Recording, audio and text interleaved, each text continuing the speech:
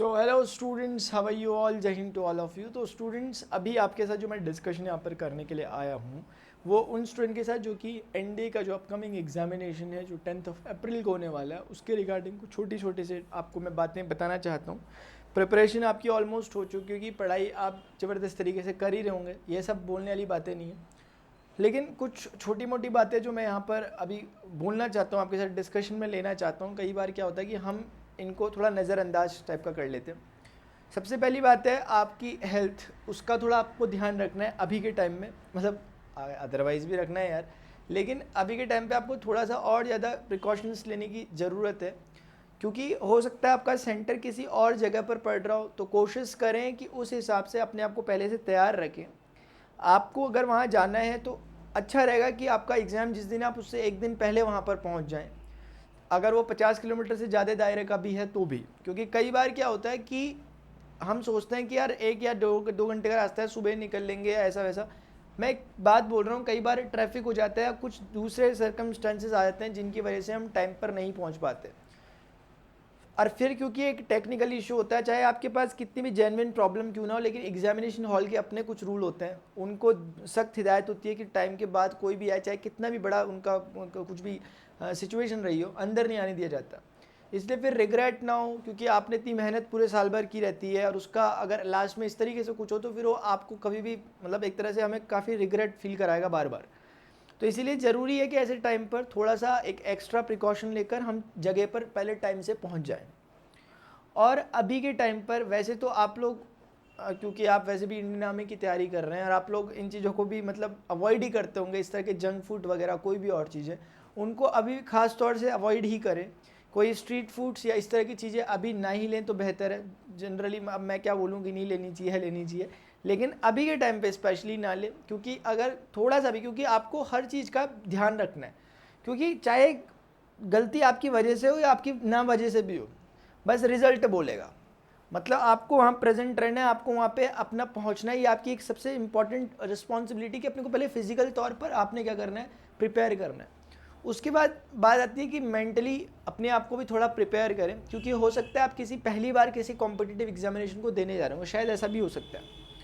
तो ये एक नॉर्मल एग्जाम होता है, इसमें कोई ज़्यादा घबराने वाली बात वैसे है नहीं। मैं एक बात बोलूँ, कभी कभी स्टूडेंट थोड़ा एंजाइटी सी फील करते हैं कि नया एग्ज़ाम है, कोई पहली बार जा रहे हैं, कैसा होगा क्या होगा। बहुत सब नॉर्मल होता है, बहुत नॉर्मल होता है। बहुत अच्छा जो स्टाफ होता है जो आपको वहाँ मिला रहता है वो कोऑपरेटिव होता है हमेशा ही, क्योंकि उन्हें उनकी स्पेशल उनको भी एक ट्रेनिंग दी जाती है कि आपको किस तरह से बर्ताव करना है सामने वाले स्टूडेंट के साथ जो कैंडिडेट आ रखे हैं, क्योंकि वो भी पहली बार एग्जाम देने आ रहे होंगे, इस तरह का उन्हें बातें बताई जाती है।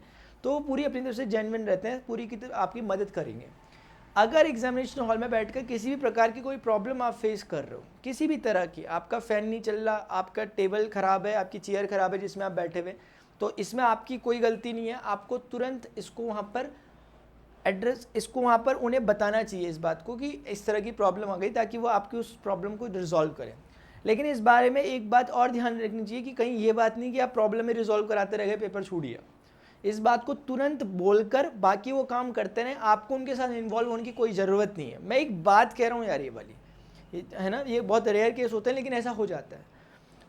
स्पेशली कई कंडीशंस में तो आप काम चला सकते हो, क्योंकि आपको वहीं नहीं बैठे रहना हमेशा। थोड़ा बहुत दिक्कत है तो आप चला सकते हो, काम चल रहा है अगर तो। लेकिन ऐसी चीज़ों में कि फ़ैन नहीं चल रहा, गर्मी का बहुत तगड़ा मौसम है, आप स्ट्रगल कर रहे हैं, ऐसा प्लीज़ ना करें, ऐसा ना करें। तुरंत वहाँ पर अपनी इंक्वायरी वहाँ पर पुटअप करें, उनके सामने अपनी बात फटाफट से रखें। टाइम नहीं है, ये बात ध्यान रखें। उन्होंने बोल भी दें इसी तरह से कि मेरा टाइम किल हो रहा है, आप उसको जल्दी से जल्दी कुछ ना कुछ रिजॉल्व करो, जो भी हो सकता है पॉसिबली। तो ये मेंटल लेवल पे पूरी तरीके से प्रिपेयर। एग्जामिनेशन हॉल में जब बैठे हो दूसरों पर ध्यान न दें, कि मान लिया कोई पेपर आया, कई बार क्या होता है कि पेपर टफ आ जाता है, सबके लिए ही होता है फिर वो टफ, मतलब जो टॉपर से टॉपर बच्चा होगा वो भी बाहर जाके उसकी भी ढंग से मेरिट नहीं बन रही होती है पिछले सालों के हिसाब से। तो ऐसी सिचुएशन में आपको कभी भी स्ट्रेस्ड नहीं होना, मतलब आपको अपने आप में टेंशन में नहीं जाते जाना, क्योंकि इससे क्या होता है कि आप जो परफॉर्मेंस अगर नेचुरली करते हैं तो वो परफॉर्मेंस ऐसा होता है जिससे आपकी कट ऑफ बन जाती है। ऐसा कई बार हुआ है। इसीलिए आप जब तक प्रॉपर आपका पेपर नहीं रहता, कोई एंटिसिपेट नहीं करेगा कि यार पेपर टफ है, ईजी है, क्या है क्या नहीं है। कई बार ऐसा भी होता है कि आप जिस एग्जामिनेशन हॉल में बैठे हो, आपका अड़ोसी पड़ोसी बहुत तेज़ी से क्वेश्चन पेपर कर रहा है या फिर बीच में यस यस करते रह रहा है, तो इससे कहीं ऐसा ना हो कि आप पर इसका गलत असर पड़ जाए। क्योंकि बहुत से ऐसे लोग होते हैं जो अतजल गगरी छलकत जाए वाले होते हैं, यानी उन्हें आते जाता कुछ नहीं है, अक्कड़ बक्कड़ बम्बे पाव में सही बैठ गया होता है उनका वो, तो वो सोचते हैं कि मेरा जवाब भी सही है, तो इस उत्साह में वो काम करते हैं।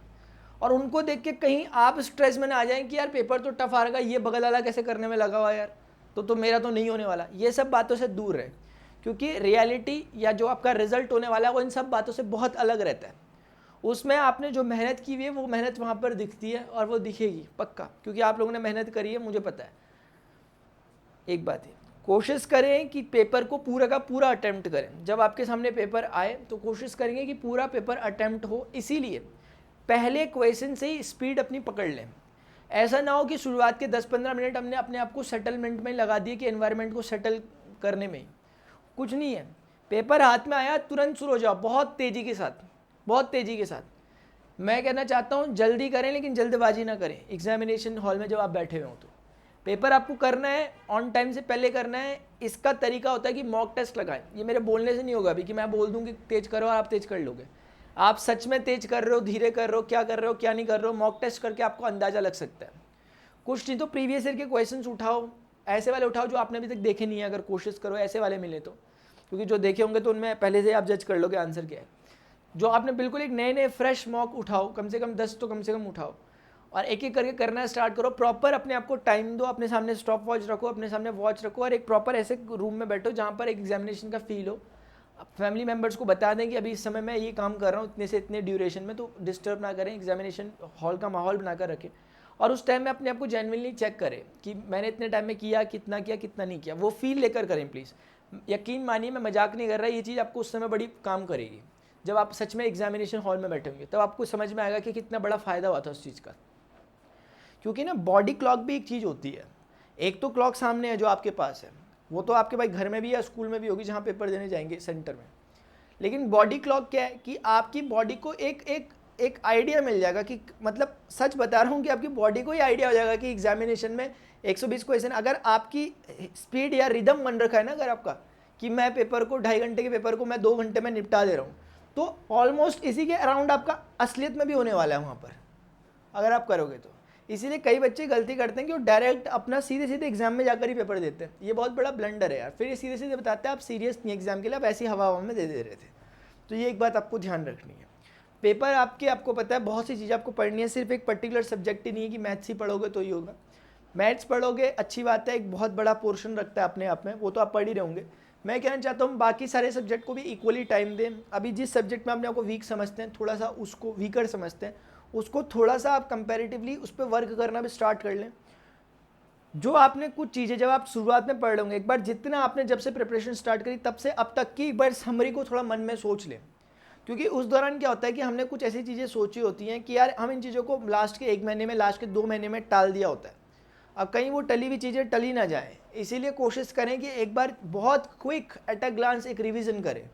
रिवीजन से आपको मोटा मोटा आइडिया हो जाएगा कि मेरा कौन सा पोर्शन मैंने तैयार है पूरी तरीके से, किस पे अभी थोड़ा टाइम देने की ज़रूरत है, ये आप करें। और ज़्यादा कुल मिलाकर स्ट्रेस ना लें। ये सिर्फ एक एग्जामिनेशन है, ये बात हमेशा ध्यान रखें। ऐसा नहीं होता, मैं एक बात बोल रहा हूँ, ये बात मैं आखिरी में बोलता हूँ, मतलब मैं ये बात थोड़ा सा समझें आप क्यों कह रहा हूँ। मैं कहना चाहता हूँ कि एग्जामिनेशन को बहुत सीरियस ना लें, मतलब इसे ज़िंदगी का सवाल ना बना लें कि यार ये मतलब ये हुआ तो ऐसा होगा, नहीं हुआ तो नहीं होगा, ऐसा कुछ नहीं है। आपने जो अपने एक्शंस किए थे उनका रिजल्ट आपको देखने को मिल पाएगा, क्योंकि हर किसी को लगता है कि भाई मुझे मिलना चाहिए ये चीज़ जो वो चाहता है, लेकिन मिलती किसी किसी को है। असल में वो किसी किसी को नहीं मिलती, वो उसको मिलती है जो उसके लायक काम करता है।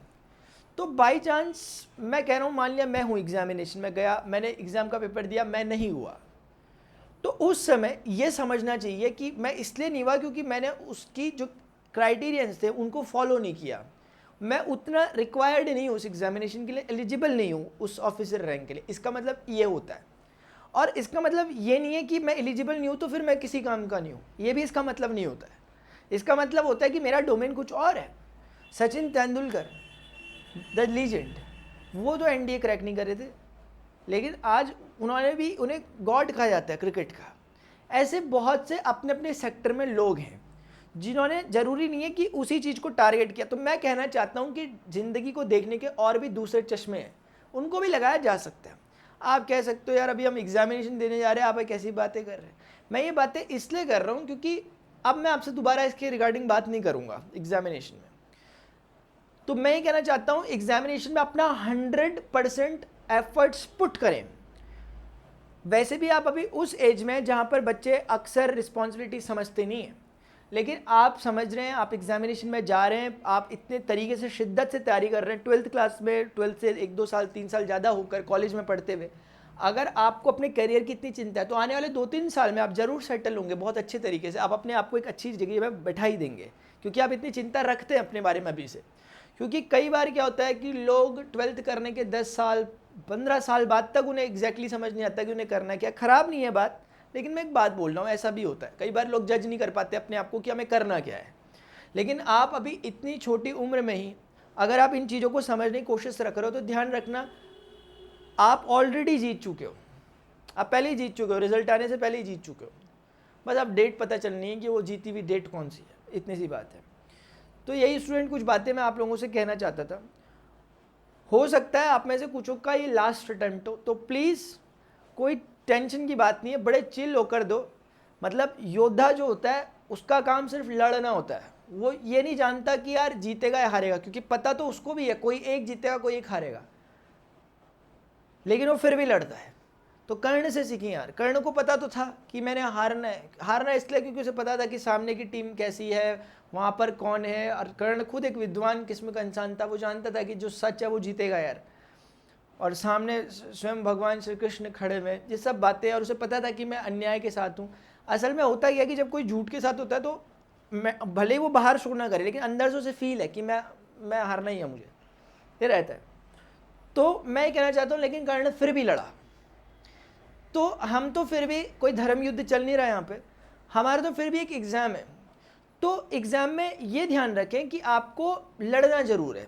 लड़ने से मतलब है एग्जामिनेशन में जाना है, प्रॉपर एग्ज़ाम को देना है, अपना जितना एफर्ट्स आपने लगाए थे उनको शो करना है आपकी नोटबुक पे, अपना 100% एफर्ट्स पुट कर कर आना है। रिजल्ट जो भी आए, action is thy duty arjuna but reward is not your concern. भगवान श्री कृष्ण ने कहा था कर्मण्येवाधिकारस्ते माँ फलेषु कदाचन, यानी कि कर्म तो आप करें, लेकिन थोड़ा वो कहते हैं कि एक तरह का निष्काम कर्म करें, या दूसरे शब्दों में वो कहते हैं कि ऐसा कर्म करें जिसके फल की आप चिंता ना रखें। लेकिन इसका मतलब ये भी नहीं होता कि आप जो अपने कर्म कर रहे हो उसमें ये बात को भी ध्यान में रख रहे कि चलो हार भी जाऊंगा, लेकिन काम हमेशा जीतने के लिए करें। ये भी बात है, काम हमेशा करें जीतने के लिए आप, लेकिन उसमें बहुत ज़्यादा ना घुस जाए। आपका अप्रोच बहुत टारगेट विजन बहुत सेट होना चाहिए कि मेरी पढ़ाई क्या चल रही है, मुझे क्या करना है। तो कुल मिलाकर ये बातें स्टूडेंट मैं आप लोगों से कहना चाहता था। तो लास्ट अटेम्प्ट भी अगर आपका कोई दिक्कत वाली बात नहीं है, मैं पहले कह रहा हूँ मज़े में एग्ज़ाम को दो। मैं आपके सामने हूँ, मैंने नहीं एनडीए निकाला, मैंने एनडीए का फॉर्म तक नहीं भरा, लेकिन मैं आपके सामने फिर भी हूँ, आप मुझे सुन रहे हैं। तो थोड़ा बहुत आप मान रहे होंगे मुझे कुछ ना कुछ, तभी आप मुझे सुन रहे पिछले 10-15 मिनट से। तो मैं कहना चाहता हूँ कि ये क्यों दिया गया एग्जाम्पल, सिर्फ इसलिए कि ऐसे बहुत से लोग हैं जिन्होंने, ज़रूरी नहीं है कि वो पर्टिकुलर एग्ज़ाम जो किसी का ड्रीम एग्ज़ाम हो सकता है, जो किसी के लिए लाइफ हो सकता है, वो निकाला हो, लेकिन फिर भी वो चल रहा है उनका काम सबका, है ना, लेकिन वो फिर भी खुश है, मैं संतुष्ट हूँ। तो वैसे ही, तो इसीलिए हर वो व्यक्ति संतुष्ट है जो खुश है, और हर व्यक्ति खुश है जो संतुष्ट है। तो इसीलिए असंतुष्ट ना हो तो आप दुखी हो जाएंगे, और दुखी होंगे तो असंतुष्ट जरूर होंगे। इसीलिए स्टूडेंट, अगर इसके अलावा कोई ऐसे बच्चे यहाँ पर मौजूद हैं जिनके पास आने वाले टाइम का एग्ज़ाम है बचा हुआ, जिनके पास अभी ये पहला अटैम्प्ट ही उनका था, अभी उनके पास और भी अटैम्प्ट्स बचे हुए हैं, कुछ ऐसे हो सकते हैं जिनका तो अभी 0 अटैम्प्ट चल रहा है, जो 11th में पढ़ते हैं, अभी उन्होंने ट्राई नहीं करा, लेकिन फिर भी वो एक्सपीरियंस लेने यहाँ पहुँचे हुए। तो ऐसे स्टूडेंट को मैं बताना चाहूँगा कि आफ्टर 20 अप्रैल, मैं एग्जैक्टली नहीं बता सकता डेट क्या, क्योंकि अभी वो थोड़ा उस पर वर्क करना है, कोर्स पे शेड्यूल करना है। मेरा एक कोर्स लॉन्च होने वाला है अनअकैडमी लर्निंग प्लेटफॉर्म पर, कमांडो 3.0। टॉप एजुकेटर्स की एक टीम रहती है, 5-6 एजुकेटर्स की, उनके साथ उसमें मैं आपको मैथमेटिक्स पढ़ाऊँगा। क्योंकि गलती कब होती है स्टूडेंट से, जब वो प्रिपरेशन की चीज़ ही बहुत लेट से स्टार्ट करते हैं। आचार्य चाणक्य ने कहा था, जीतना तो हर कोई चाहता है, लेकिन जीतने के लिए हर कोई समुचित तैयारियां नहीं करता, है ना। विजयी तो हर कोई होना चाहता है, हर कोई चाहता है कि मैं जीतूं, हर कोई चाहता है मैं वहाँ पहुँचूं, लेकिन लोग उसके लिए तैयारियां करने से बचते हैं। तो मुझे बहुत नफरत है, मैं कहूँ तो एक तरह से ऐसे लोगों से तो नहीं, ऐसी विचारधारा से। क्योंकि किस तरह की कि हम एक तरफ से तो बड़े बड़े अचीवमेंट लेने की बातें करते हैं और दूसरी तरफ से हम अपनी जगह से हिलना तक नहीं चाहते यार। तो यार ये मैं मजाक समझता हूँ, उस सफलता के साथ आप खिलवाड़ करने की कोशिश कर रहे हो। तो फिर मैं चाहता हूँ कि सफलता इन्हें मिले भी ना कभी, और मिलती भी नहीं है। मेरे चाहने से क्या है, मिलती ही नहीं है, क्योंकि उसका अपना एक रूल है यार। वो कहती है मैं आपके पास नहीं आऊँगी, आपको मेरे पास आना पड़ेगा। इंसान सोचता है कि मैं देखता रहूँ और पहुँच जाऊँ, नहीं पहुँचता। ऐसा हर कोई नहीं करता, लेकिन जो करता है मैं उनकी बात कर रहा हूँ। फिर वो नहीं हो पाते, फिर वो ठोकरें खा खा के लास्ट में सीखते हैं कि हमें कुछ करना पड़ेगा। कोई कुछ नहीं करेगा हमारे लिए। आखिरी में अगर आपको जो भी आप काम कर रहे हैं उसके लिए पूरी तरीके से रिस्पॉन्सिबल आप हैं। चाहे आप आज जीते हों, चाहे आप आज हारे हों, दोनों ही कंडीशन में आप ही जिम्मेदार हैं। दूसरा सिर्फ एक छोटे मोटे एक कारण हो सकते हैं, कारक बन सकते हैं बाकी लोग।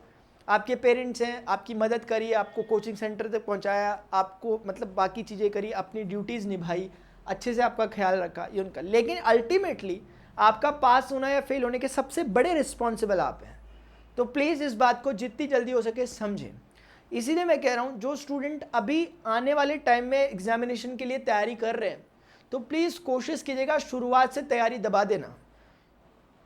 क्योंकि मैंने पिछली बार फिज़िक्स का भी कोर्स स्टार्ट किया था, लेकिन उसमें कम टाइम मुझे मिला था काफ़ी। 1 महीने में क्या क्या करा दूंगा मैं। लेकिन अभी हमारे पास वो टाइम है कि अगर आप चाहें तो हम फिज़िक्स को भी और मैथमेटिक्स को भी तरीके से कवर कर सकते हैं अपने नेक्स्ट एग्ज़ाम के लिए, जो हमारा 6-5 महीने बाद आने वाला एग्ज़ाम है सितंबर में। तो बहुत अच्छा हम उसमें अचीवमेंट ले सकते हैं। लेकिन भाई बात सिंपल सी है कि अभी क्या लगता है वो बहुत दूर है, लेकिन आने वाले टाइम में फिर हालत ये होती है कि परसों एग्ज़ाम है। तो उसके लिए तैयार रहें। मेरी क्लासेस का जो शेड्यूल है, जो भी स्टूडेंट पहली बार मुझे बाई चांस देख रहे हो, बाई चांस ऐसा तो नहीं कि पहली बार देख रहे हैं, देखो थोड़ी देर पहले प्रोबेबिलिटी की क्लास चली थी, और एक क्लास 12th के स्टूडेंट जो कि टर्म 2 की प्रिपरेशन कर रहे हैं उनके लिए है। लेकिन इसमें वो सभी आ सकते थे जो एनडी की भी प्रिपरेशन कर रहे हैं, क्योंकि मैंने कराई इसलिए था पीछे से स्टार्ट। मेरी क्लास की टाइमिंग है, थोड़ा बहुत इंटरचेंज यहाँ पर है, लेकिन 7 o'clock मेरी फ़िलहाल मैथमेटिक्स की क्लास चलती है अनअकैडमी लर्निंग प्लेटफॉर्म पे, जिसमें मैं रेगुलरली आकर पढ़ा रहा हूँ। हमारा कैलकुलस भी अब फिनिश होने वाला है, ये हमारे लास्ट चीज़ थी जो मैं करनी थी, जो कि फ्री क्लासेस होती है उनमें। तो ऐसा नहीं कहा जा रहा कि आप ज़बरदस्ती प्लस क्लासेस में आओ, वो जो मैं बात कर रहा हूँ प्लस की है, जिसमें नया कोर्स स्टार्ट होना है, लेकिन मैं यहाँ पर भी क्लासेस लेता हूँ फ्री में। कुल मिलाकर बात यह है कि आप पढ़ लें, कुल मिलाकर बात यह है कि पढ़ लें। फ्री में भी बहुत सा कंटेंट अवेलेबल है, आप चाहें तो उसे एक्सेस कर सकते हैं, ये बात है। और अगर आप सब्सक्राइब होना चाहते हैं, अभी एक नॉमिनल फ़ीस अभी है एनडीए सब्सक्रिप्शन में। आने वाली कुछ तारीखों के बाद फ़ी जो स्ट्रक्चर है उसमें 20% का एक्सटेंशन होने वाला है, या मैं कहूँ इंक्रीमेंट होने वाला है। 20% फ़ी बढ़ने वाली है, घटने नहीं वाली कह रहा मैं, बढ़ने वाली है। तो इसीलिए अभी समय रहते अगर हमारा प्लान है तो we can use it. PRAN31 प्राण 31, मेरा नाम प्रणव पांडे, उसके इनिशियल्स हैं, एज अ रेफरल कोड, ताकि आपको मैक्सिमम पॉसिबल डिस्काउंट जितना भी अभी फ़िलहाल हो वो आपको मिल सके और आप अपने कोर्स में इनरोल हो सकें और तैयारियों को शुरुआती दौर से बहुत अच्छे तरीके से आप कर सकें। तो उम्मीद करता हूँ स्टूडेंट्स कि आपने, जिन्होंने भी पहले मेरी यहाँ तक बात सुनी, वो अपने आप में मैं मानता हूँ कि कुछ ना कुछ तो बात है उनमें, जिन्होंने यहाँ तक मुझे भी सुना। क्योंकि इतने टाइम में हो सकता है आप कोई वेब सीरीज़ ख़त्म कर चुके होते, इतने टाइम में हो सकता है आप कोई गेम निपटा चुके होते, इतने टाइम में हो सकता है आपकी कई मूवीज़ देख चुके होते, गाने ख़त्म कर चुके होते। लेकिन इतने टाइम में अगर आपने मुझे सुना, इसका सिर्फ एक ही मतलब निकलता है कि आप अपने लक्ष्य के प्रति जिम्मेदार हैं। अब मुझे देख के बड़ी खुशी हुई यार। जो भी स्टूडेंट मेरी ये बात सुन रहे थे, प्लीज़ नीचे कमेंट करके मुझे बता देना, ताकि मैं नोट कर सकूं आपका नाम अपने बनाए हुए रजिस्टर में। अभी के लिए स्टूडेंट्स इतना ही, मिलते हैं अपने नेक्स्ट सेशन के दौरान। Till then good bye, see you, take care, जय हिंद।